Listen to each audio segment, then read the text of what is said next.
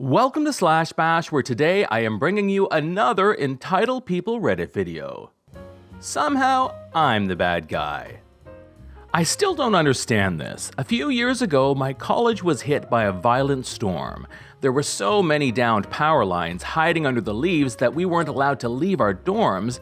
Many of us had no heat or power, and several smaller dorms had to be evacuated, one for the whole semester. Maintenance, Con Ed, etc. were all working around the clock, and it still took days to fix everything. Since we had some time off from classes, my boyfriend's best friend invited us to his girlfriend's dorm for a couples night. I had never met his girlfriend before, but I'd heard bad things. She lived in my old dorm, which was a converted apartment building with a few hundred students living inside. Each apartment had a full kitchen complete with a gas stove. The girlfriend's apartment was at the end of the hall, and when my boyfriend and I were 10 feet away, we were hit by an awful smell.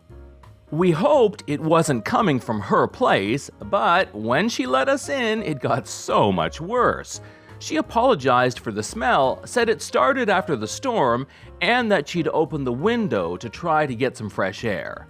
The four of us were making small talk by the kitchen, because that's where the window was, when her roommate came back and started complaining about the smell. She said she was going to light some candles, and then it hit me. I asked if they'd checked their pilot light, and they had no idea what that was. I checked it, and sure enough, it was out and had been for long enough to stink up the 3-bedroom apartment and the hallway. I told the girlfriend we had to call maintenance and that this was a serious issue. She said that there's no way I could know the pilot light was out because I didn't have any repair training, that I would be wasting maintenance's time, and that I should just relight it if I was so sure. It had been leaking for hours, so of course I wasn't going to do that. She then argued that it was fine because she didn't use the oven, so it could wait for a couple of days while maintenance fixed the storm damage.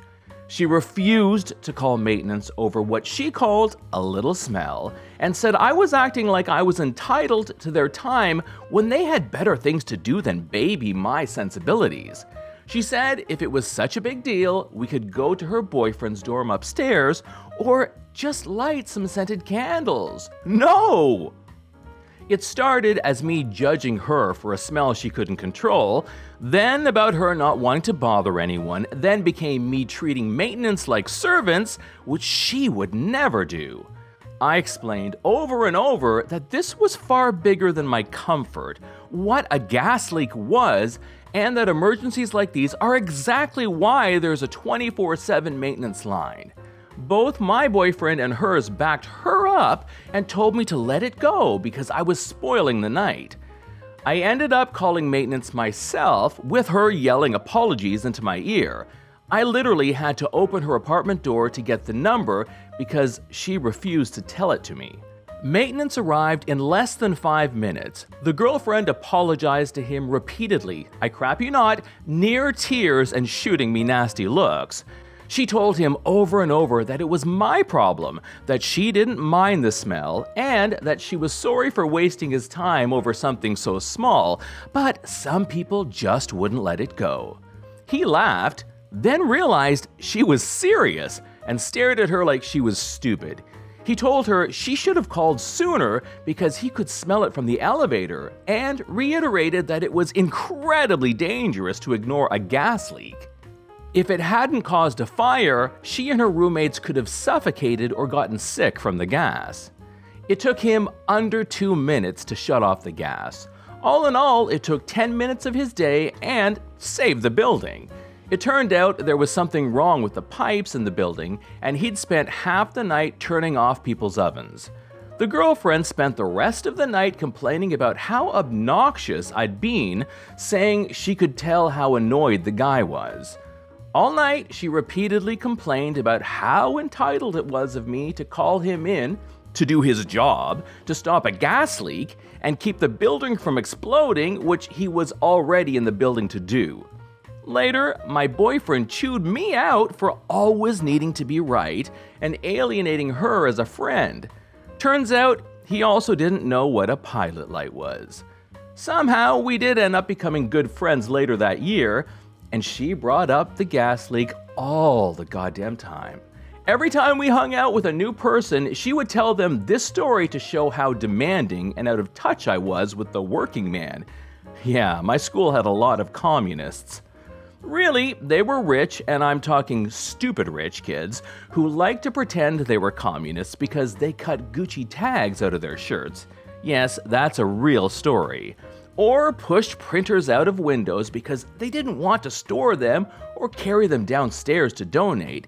Yes, that is also a real story. Some of them gave her the same look as the maintenance guy, but others looked at me with literal disgust. Yep, I prevented an explosion in a building that housed about 500 people, yet I'm the bad guy for complaining about the smell. Obviously, we are not still friends. Neighbor wants free Wi-Fi. My mother lived in a retirement community, small houses very close together. The gentleman who lived next door died and left the house to his son, who moved in with his wife, both about age 35. Even though this was a violation of the rules, at least one member of the household has to be over 55, no one really cared since the guy said he was just staying there for a few weeks until his new house was ready. Almost a year later, he was still there. Meanwhile, Mom got her first PC, and the only option for broadband was DSL from the local telephone company. I think the speed was 2 megabytes per second and cost about $25 a month. When the telco installed the modem and router combo, the tech enabled the Wi-Fi and never set up any security. One day, Mom called me because her internet speed was really slow. I stopped by and found another PC was connected to the Wi-Fi. After verifying that she had no idea what this other PC was and had certainly not given anyone permission to use her connection, I disabled it. I also changed the router login credentials from the factory default. About 20 minutes later, her neighbor knocked on the door asking if everything was okay with her internet. Yup, all good. I said that if he was having problems with his service, he should call the telco.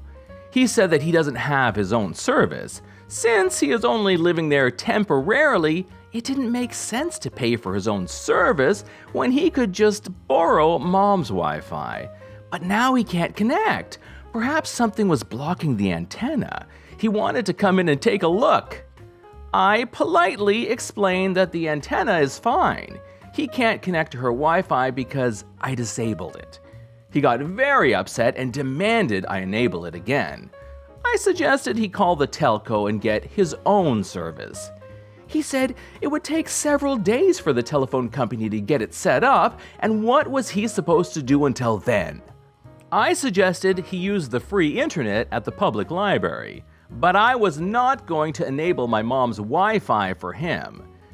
If he had been nice and said he would call the telephone company and get his own service, and maybe offer to split the cost, I would have enabled the Wi-Fi until his was set up. But since he was such a jerk, I just shut the door in his face. I should have been more clear. This happened a few years ago. My mother didn't want to start a battle with her neighbor. But other residents complained that if this guy was allowed to live there, why couldn't their grandchildren stay for the summer? The Homeowners Association got a court order to make him vacate the property. He tried to fight it, but lost. He was told he could retain ownership and rent it out, leave it empty and still pay the monthly maintenance fee, or sell it. He sold it and moved. This is John from Bash. Thanks for watching. If you've enjoyed the video and want to be the first to know when the next one drops, subscribe. I would love for you to drop a like, share it with your friends, and I'll see you in the next one.